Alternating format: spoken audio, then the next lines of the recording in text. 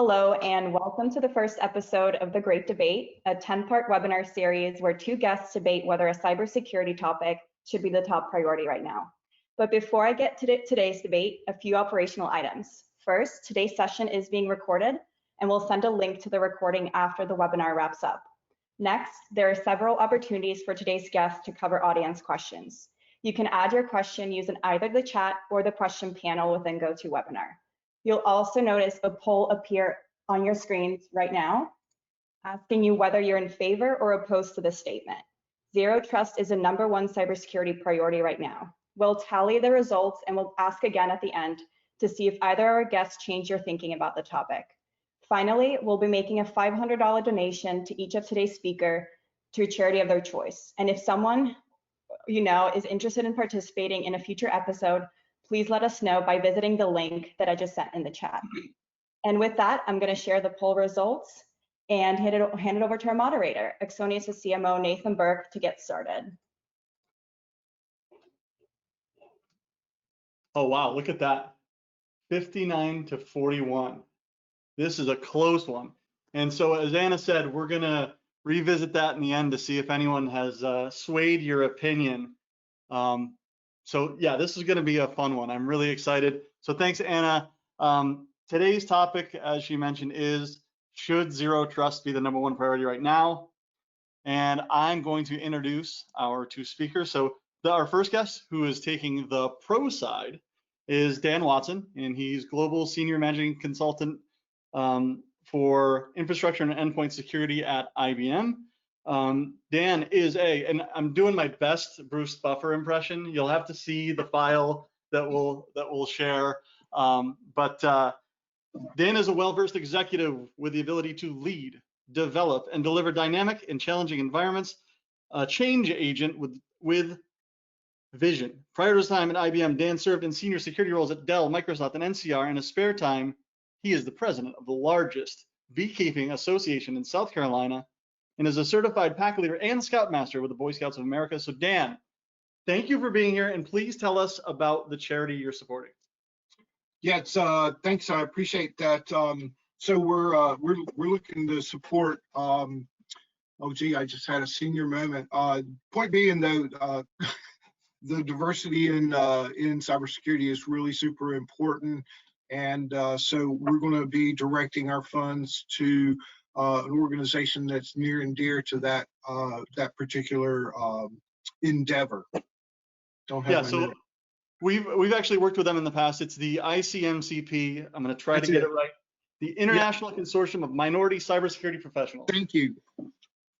All right, excellent. So great. And taking the opposing position today is Craig Goodwin, who is the Chief Trust and Risk Officer at Fujitsu. He is a dynamic entrepreneurial senior level product technology and security leader committed to creating pragmatic products and solutions that drive business outcomes.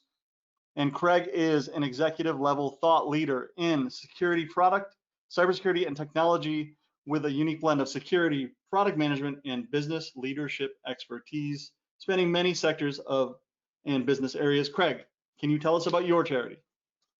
Yeah, hey, thanks, Nathan. Good to be here. So I've chosen Rowan's Hospice, which is a UK-based charity. Unfortunately, very personal to me this year. They've cared for a couple of my relatives earlier in the year, support people with end-of-life care, and just do a fantastic job. So thanks so much for donating those funds. Excellent. All right. So today's topic is zero trust. And to give a bit of context on the topic, I'm going to hand it off to Noah Simon, who runs product marketing at Axonius, to give a little bit more info before we let these guys take off the gloves. So here goes. Great, thank you, Nate. So coined in 2010 by John Kindervag, zero trust is a phrase used to describe the need to move security away from a perimeter-centric approach towards a model that relies on continuous verification of trust across every device, user, and application. And it does this by pivoting away from the trust but verify approach to a never trust and always verify approach. And in practice, this model considers all resources to be external and continuously verifies trust before granting only the required access. Zero Trust has 5 main pillars. The first is device trust. So for Zero Trust, as an IT administrator, you need to know your devices before you can trust them. This includes taking an inventory of all devices along with solutions to monitor, manage, and control them. By interrogating device posture, you can determine if the device can be trusted and if the device is compliant based on your security policies. The second pillar is user trust. As a part of Zero Trust, organizations must employ secure user authentication methods. And this includes things like conditional access and multi-factor authentication. The third pillar is transport and session trust. Another key component of Zero Trust is the concept of least privilege access. The idea that a user or system should have access only to the resources that are specifically required to perform the task at hand, no more and no less. The fourth pillar is application trust. This is about enabling employees to securely and seamlessly access any application, including traditional Windows applications from any device. And this is especially crucial towards achieving Zero Trust in today's remote work environment. The fifth and final pillar of Zero Trust is data trust. Organizations need to protect against data breaches and leaks and make sure that it is the correct unmodified data that users interact with. So those are the 5 pillars, and it's worth noting 3 key market trends in the Zero Trust space that I think all of us are seeing today. The first is that Zero Trust has increased in adoption rapidly and is frequently replacing legacy VPNs. And again, that has been accelerated with the increase in remote work. The second, there have been a lot of acquisitions of startups in the Zero Trust space. HPE bought a company as well as Zscaler in recent months. And the third and final trend is that many vendors, including major cloud providers, are offering Zero Trust capabilities. Many of these solutions are cloud-based. Some vendors will offer on-premise deployments, depending on what their solution is. And then and with that, I'll hand it back to you, Nate. Thank you. All right, excellent. Thank you, Noah. So now on to the debate, and the format is as follows. Each candidate is going to have 2 minutes to make their opening statements. After the opening statements, I will read 5 submitted questions that each candidate will have 2 minutes to answer. And then we'll open the floor to answer a couple of questions from the audience. And then we'll end with final remarks from each guest. And just this morning, and I have the coin right here, trust but verify. I flipped the coin to decide who goes first, and it came up opposition. So that means that Craig, you will begin. And you now have 2 minutes to make your opening statement on why Zero Trust should not be the top priority in cybersecurity right now. So with that, go for it. Cool. You're going to have to keep me to 2 minutes now because I could go on forever about this ridiculous statement, right? So here we go. So add it to the list of things. I mean, I've learned more about it today from Noah than I knew in my past 13 years of experience within security, quite frankly. I think, you know, Zero Trust as a concept is just another thing that we can add to the list of the things that we've got to do from a standards perspective. Let's get on doing some doing as an industry. I think it's far too complex. You start to dive into those 5 points, and quite frankly, even as an incredibly experienced CISO and a very good one at that, I struggle to really get to grips with what Zero Trust really means. For any organization that's got any kind of technology, even a small business that's a couple of years old, the approach to take on Zero Trust and the uplift to get you to a position where it's really being effective is so significant that there's a ton of other things you should do first, right? So let's find a standard that's basic. I talk to a ton of CISOs and every single one of them rolls their eyes when we talk about something like IT asset management as a basic concept. So why the hell am I going to focus on Zero Trust when I don't even know what assets I've got within the organization? Secondly, I mean, an average CISO's tenure is about 18 months. Now, if Dan and organization want to tell me that they can make significant inroads into a Zero Trust program for an enterprise in 18 months, I'll hire them now, right? I don't think you can. It's too complicated, it's too complex, and when the next CISO comes in 18 months' time, they're going to have a different approach and a different methodology. On top of that, I think, you know, if you look at the purview of the CISO, in order to implement Zero Trust and focus on the areas that we can truly implement as CISOs, we've got to influence a ton of other people, whether it's IT, whether it's the CIO, whoever it is. Frankly, I've got better things to spend my time on as a security professional that will get bigger bang for my buck, and I can focus on to have more influence on reducing risk for the organization. I think that's exactly 2 minutes now. Yeah, got it. I hit reset right on it. Okay. All right, great. So Dan, on to your remarks. Your time starts now. Okay, thanks, Nathan. So I think my opponent Craig is missing the larger piece here. As the edge is melting, we have an opportunity to be able to focus and put together programming. You do have a point, and I'll concede this, that 18 months is not long enough to get a lot done. But the way we approach this is by biting the elephant piece at the time.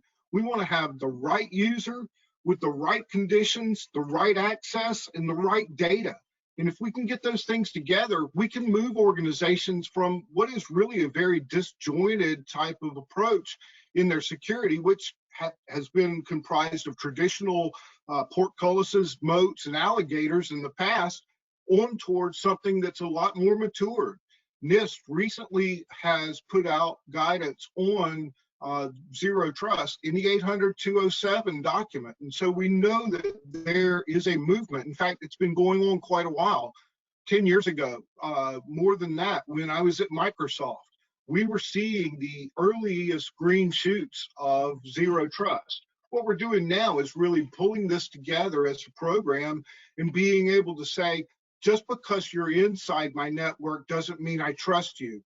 Now we have people who work from home, work from coffee shops. In fact, the fact we're on here today tells me that zero trust is more important than ever. How did I do? Is that right on two? You've got about 26 seconds left, but we'll tack that on to something else. Sounds good. All right. Great. All right, here we go. So now we're going to get into the questions. Each guest is going to have 2 minutes to answer the following.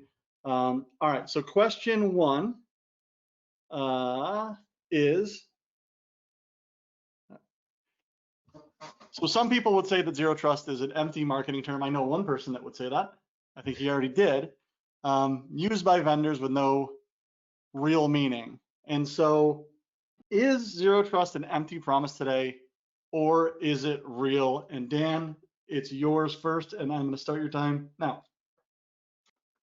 Thanks, Nathan. So, with zero trust today, I mean, this is not an empty promise. This is a way that you can put together a cohesive program and move from a maturity position that you're at now to a more matured position in the future. We have elements of all of the things that we've done in the past within zero trust. Those include things like the trust but verify concept that you were talking about earlier. Just because you're inside my network doesn't mean I have to trust you. And we've talked about assumed breach in the past in many different organizations. That's the same thing we're talking about in zero trust. This is not an empty promise. It's a methodology to take you from where you are today to where you need to be. And let's face it, most organizations don't even know where 6 to 7% or so of their data lies in their network, because now it's in the cloud, it's on-prem, it's at somebody's house. Having zero trust gives us a way that we can pull this all together and be able to defend against attackers coming in, not only from the inside, but from the outside as well. All right. And now, Craig, go for it. Well, I think Dan just quite helpfully outlined all the problems with zero trust inadvertently there. I mean, the scale of the organization, the ways and manners in which we access information, the sheer size and differentiation across technologies makes it completely meaningless. It means that, across all of the ways and the way that we implement zero trust, it just makes it far too difficult. It's a classic example of great being the enemy of good, right? Trying to drive towards this gold-plated standard that in reality, we're never going to achieve as organizations. And therefore, why even start on that road? Go back to basics, take something very basic. You mentioned a couple of them, Dan, IT assets, data, where does your data reside, et cetera, et cetera. Answer all those questions first, spend a couple of years building a really strong program around something like the CIS top 20, right? 18 out of those 20 controls, I know very senior CISOs in large organizations that couldn't say they do them today. So driving towards something that really is meaningless marketing speak is really damaging the InfoSec industry and damaging your organization. It's absolutely not number one priority. In fact, there are a billion other things that should be above it in the list of priorities. Okay. And we'll get to some of those later, but here's a question, and we'll go to Craig first on this one. So it's been 10 years since this term was coined. Why has it taken so long to catch on? And I think this will be interesting too from your perspective, Craig, other than just talking about the emptiness of the promise, but how long it takes for some of these things to go from just someone a concept someone coined at an analyst firm to making it into the real world, whether you believe in it or not. Why has this taken so long to catch on?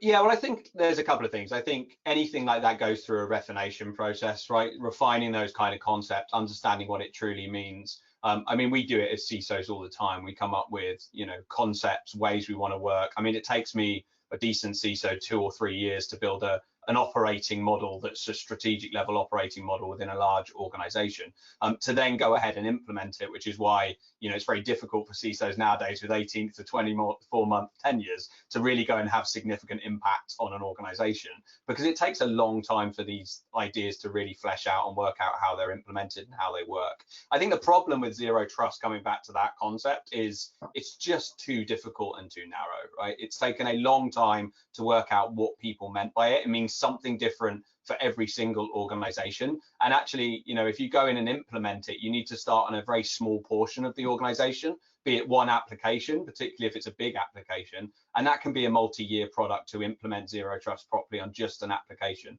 So I think, rather than going so deep on one part of the organization, you need to go much wider and utilize something that covers a much wider, quicker, bigger bang for your buck in quick time.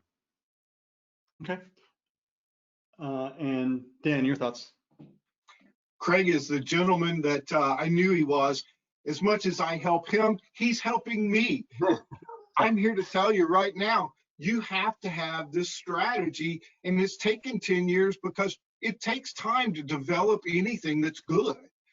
When you're at how to perform security, this is the biggest bang for the buck type operation, and that's absolutely what we're going to do in zero trust. We're going to isolate those things that provide the biggest bang for that buck. Application, smackplication. Hey, look, let's go to infrastructure. Let's go make them focus on what do they have, where is it, and why do they have it there. In fact, when we look at most of the customers' positions and postures, they've got that piece wrong too. And that was before we brought them to zero trust. Now that we're here at zero trust, we can then say, hey, why do you even let these people inside the building? You don't trust them now. Why are you letting them have access everywhere? It takes a while to get this pulled together. All great thoughts develop over time. All right. All right, so this one is admittedly my favorite question, and I've been looking forward to hearing what you guys are going to answer here. All right, so as a CISO, or if you're consulting with or advising a CISO, if you're given an additional headcount and $1 million, where would you start? So for the in favor candidate, where would you start specifically as it relates to zero trust? And for the opposition candidate, what would you prioritize instead of zero trust? And so because we're going in reverse order, so Dan, you go first. Thanks, Nathan. So asset management is key. You have to know what you have in order to be able to defend it. If you have $1 million, you probably can put that up in a number of different platforms and pulling in personnel to be able to execute and operate on them. 90% of the folks that we deal with on a regular basis have no clue what fully they are running as a complement of equipment in their enterprise. Now that we've pulled down the perimeter and really melted the edge, that's even worse, because now we have BYOD and people who are on foreign networks, even though they're at their home. So we're dealing with understanding what's really legitimate. So yeah, absolutely, asset management. Being able to control the east-west traffic inside, putting in that segmentation, micro-segmentation, utilizing the software-defined networking, both in the LAN with products like Illumio, for example, or doing an SD-WAN implementation are critical. If you're looking at, how do we do more of the zero trust approach? You can look at products like IBM's Resilient, for example, to be able to go in and provide that context and capability during incident response, which is an absolute critical aspect of this. You could spend $1 million real quick. The important part is putting it where it counts. All right. All right, go for it, Craig. Well, I think Dan's cheating. He's just spent 100 million right there, which is not the rules of the game. I think so, and it's not just because we're on Axonius call. I've just realised where this question's going right now, Nate. You cheeky git, right? But this is IT asset management has got to be the focus here, right? So I think number one on the list is always IT asset management, and that's not because it's zero trust, by the way. It's because it's one of the most basic fundamental controls of anything. If I was talking to a CISO, my tip would be do this within your first 90 days and start raising this subject. Because when you're 2 years into a CISO job and you go back to the board and say, oh, by the way, we're still not doing IT asset management, then you're going to get looked at funny, right? So take the opportunity to do that in your early days of your tenure. The other thing I would say, I think, is patching, right? We don't even look at patching as a security responsibility. In fact, all the sexy guys that we look at from a security perspective are all the hackers, and the guys that break into the systems. Well, the patches are more important. So I would say share some of that money with your IT team, share some of that money with the operations team, do some threat and vulnerability management and start patching some stuff. That would be my focus. All right. And I promise I did not tell these guys they all had to talk about IT asset management. I didn't say that. I promise you.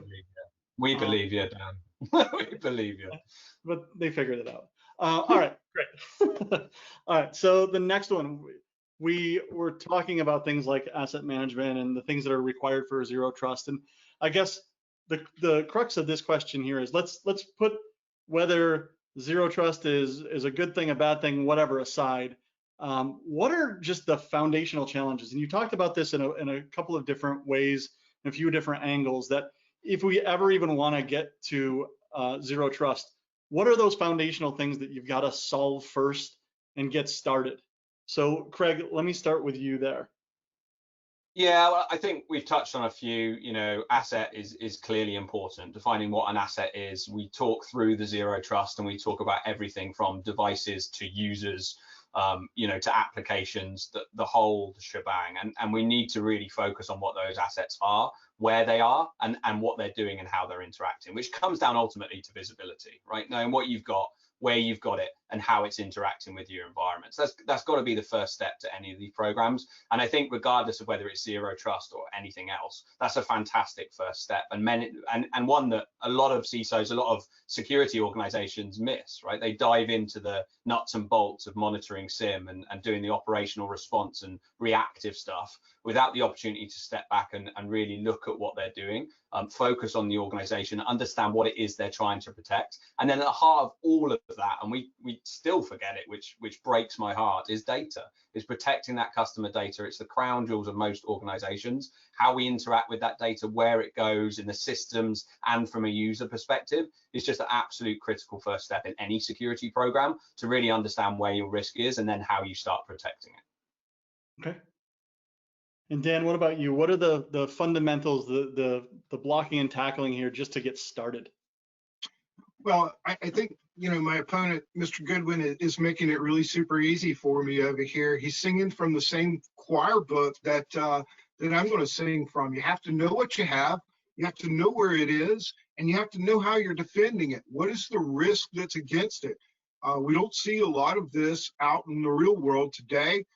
Most organizations have a lack of visibility. If you're trying to do a move to zero trust, you really have to have that visibility up into layer 7. Obviously at layer 3, you got to be able to tell what's going on. You need a rock solid SIEM.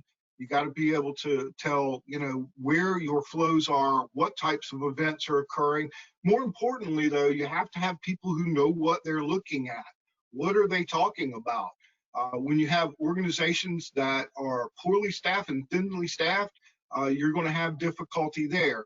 So getting into zero trust, really, we're talking about A, asset management, B, visibility with your SIEM, and then, C, being able to go in and look at those applications you have, understand what type of data they are, maybe the cloud's not the right place for you. Maybe you need Cloud Pak for security, or you need to move the data out of the cloud back into your more traditional data center.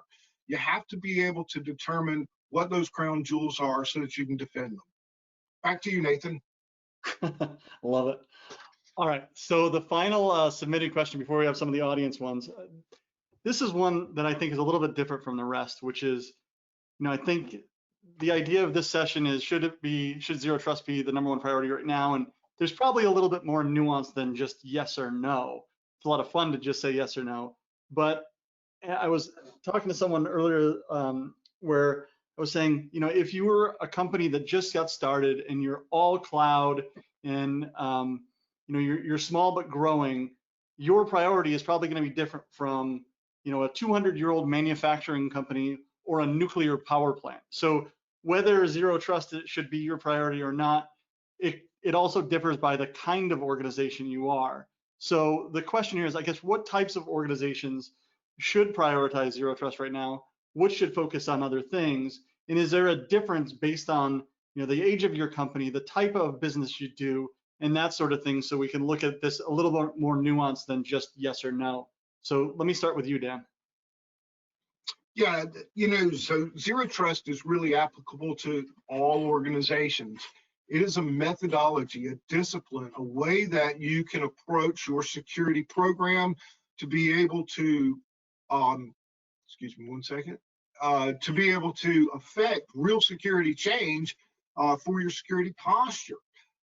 It doesn't matter what industry you're really in. Now, clearly, there's some that are going to benefit more from following a Zero Trust. If you read that NIST publication, the 800-207 publication, clearly the government is enacting Zero Trust in the United States right now, and they're recommending that that they uptake on Zero Trust.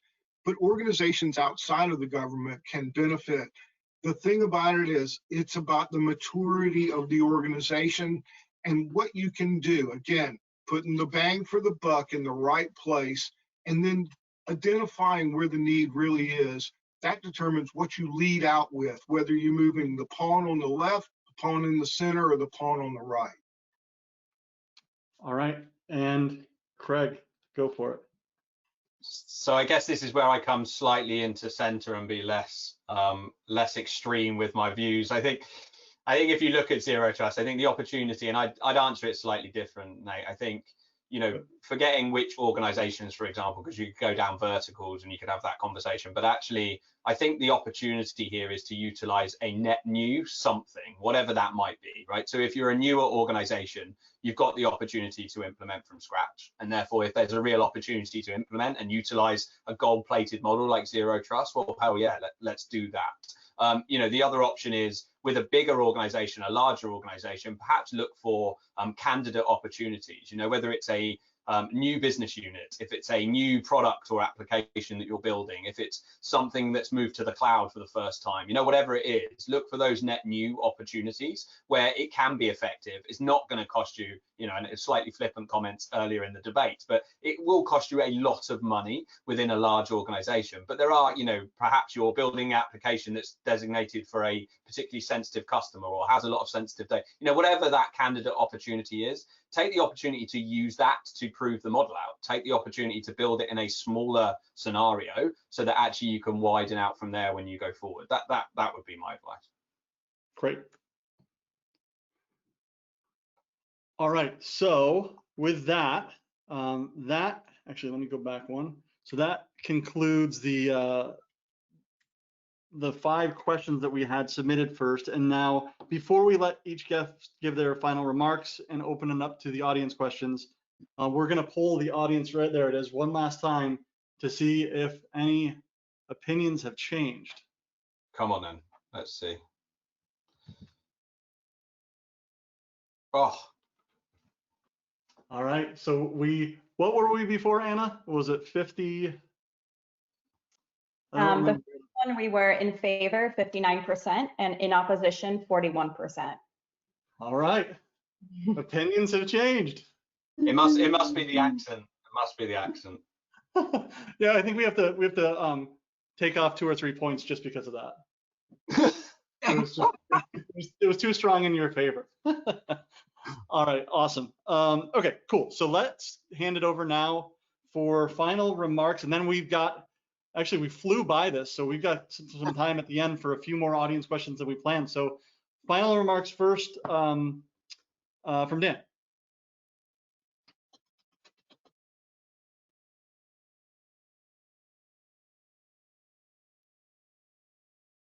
Dan, over to you for the final remarks. Okay, so final remarks. My opponent's victory notwithstanding, I still stand by the fact that zero trust is an approach for a melting perimeter for today. If you don't have the right user, the right conditions, the right access, and the right data available, you're setting up all of the things that can come to become another concern for you. Let's face it, it's easier to defend this stuff than it is to go back to the board and tell them about the breach that you had while you worked with your legal counsel. Zero Trust sets you up so that you can put together a program and be able to move towards a way to be able to address a security program. And in a lot of cases, customers just don't have an approach that's what's the right word, resonant, if you will, with security as a whole. They're small pieces. Craig's mentioned them. I've talked about them as well, that people do, but then they don't get the whole thing. This is about the inside, the outside, the cloud, on-prem, the stuff that your employees bring in as well. It all counts now. So zero trust is absolutely still the way to go in my mind. So come see me at IBM if you want to do zero trust. Excellent. All right, your final remarks before the questions, Craig. So unlike me, I'll be very humble and magnanimous in victory and won't mention it again. I would say, look, zero trust is another one of those standards that we can all utilize. We've been slightly flippant in this debate, but there is a lot of good stuff in the standard, right? And there's no one size fits all to anything. I think as security professionals, we've got the obligation to look out into the wild, find things for certain scenarios. I don't believe there's a one size fits all with zero trust, nor do I believe there's a one size fits all with NIST or any of the other standards. You need to borrow pieces to create a security program that fits your organization and is befitting to the type of data and the way that your business operates. So, by all means, don't, just because I won here today, don't completely ignore zero trust. I wouldn't want that to happen despite my pretty magnanimous victory today. I think go and have a look at it, borrow pieces, find things that you can use, and build them into your security program, particularly where you're building net new stuff. All right, and with that, we're going to hand it over to audience questions. But I would say, and channeling Jerry Springer here, there are no losers here. We are all winners, including the charities that you guys were good enough to participate for, which we'll be talking about once again at the end here. So Noah, let me hand it over to you to see if there's some good audience questions to put in front of these two. Absolutely. We got a bunch of great audience questions, and so we can continue to this debate. The first question is, zero trust really requires just in time or just enough access based on highly granular definitions of functions and the time needed to perform them in order to define permission grants. Isn't this level of detail almost impossible to implement? Whoever wants to have the first crack at that, go first. Yep, so Craig, you're first. I just went through and changed the order each time. So I think it's Craig, Dan, then Dan, Craig, and we'll keep going back and forth. So the answer is yes. Good enough. I think you hit the nail on the head there. I think the process of zero trust, particularly within legacy applications and organizations and functions that are already running, is a difficult one, right? But like Dan has touched on here, and coming into the center a little bit for the purposes of the audience questions, you get a lot out of that process. So really, as a CISO, as an end user in security, it's about weighing up time and effort versus outcome and risk reduction, and like we said about finding cases and examples where that can be the case, if you've got a particularly sensitive application, or it runs 90% of your revenue is off a single application, whatever the risk calculation is you're doing, you've got to make that time-based effort calculation to decide where the ROI is in the model, and go after things that give you genuine ROI. That would be my suggestion. Okay, Dan? Yeah, and I think pulling this back into something a lot more humble. Clearly, the audience didn't resonate with zero trust, but I think again, how do you get just in time, just enough access? That is biting the entire elephant. You have to take this thing in baby steps, incrementally. Find the places where you can make your best steps forward. In many cases, again, those are asset management. In other places, for example, maybe it's software-defined networking. Organizations are still struggling with things like IAM. They're still struggling with, how do I manage the streams of events that are coming in? So being able to do, just in time with just enough access, that's trying to run the marathon as an Olympian before you're out there out of the wheelchair. You gotta be able to walk before you can run. Okay.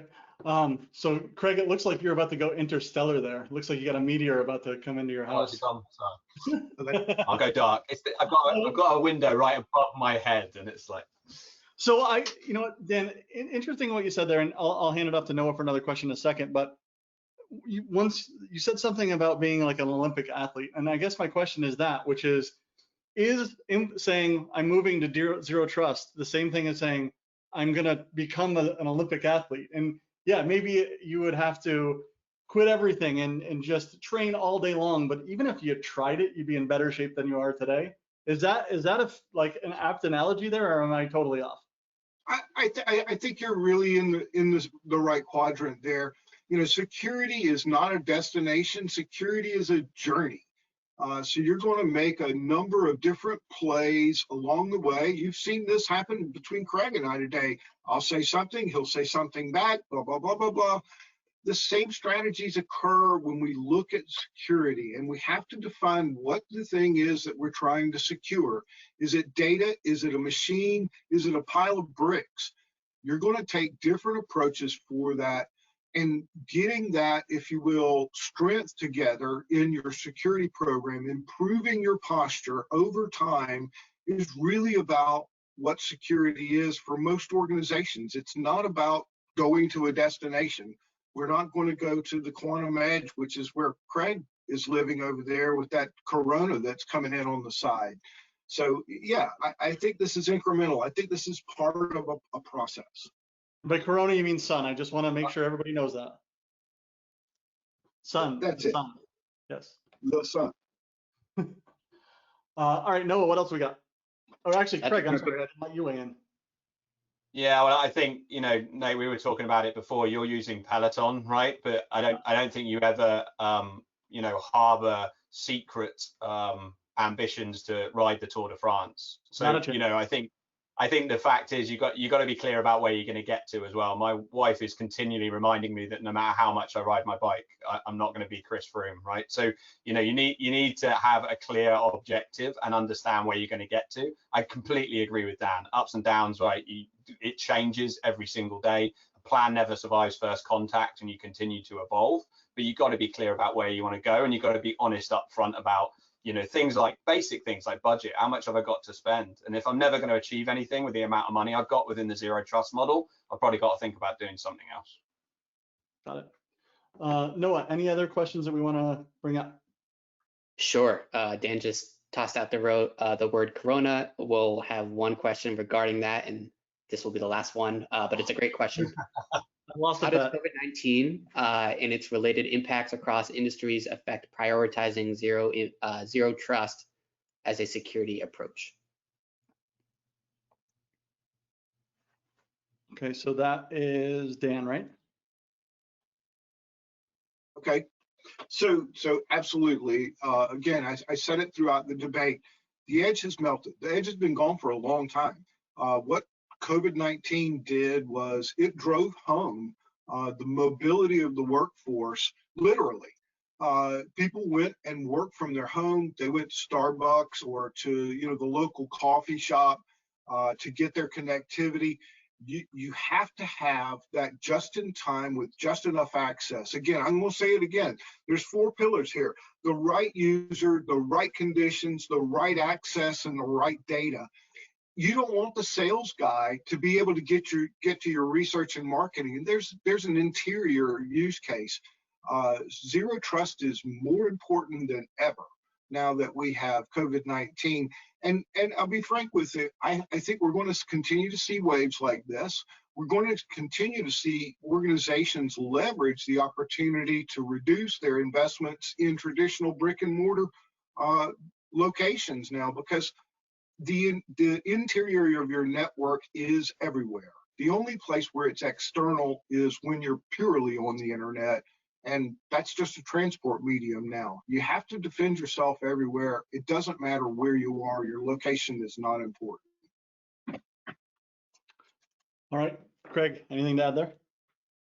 Yeah, I think it's a really interesting question, because I think the two concepts are kind of diametrically opposed in some respects, right? I think the fact that people are now running off in all directions, and like Dan said, it started, but it's definitely accelerated over the last 6 months or so, makes zero trust probably more difficult if you haven't started on that journey. But at the same time, it probably makes it as important or more important. And you only have to Google it to find the amount of articles on both sides of the camp that say, zero trust is going to slow down digital transformation, and the other camp saying actually it's fundamentally built into digital transformation, and that's what we need to do. So I think that there's both sides. I think I would take it on a case by case basis. I think when you're doing a net new project or you're building something brand new, then look for zero trust.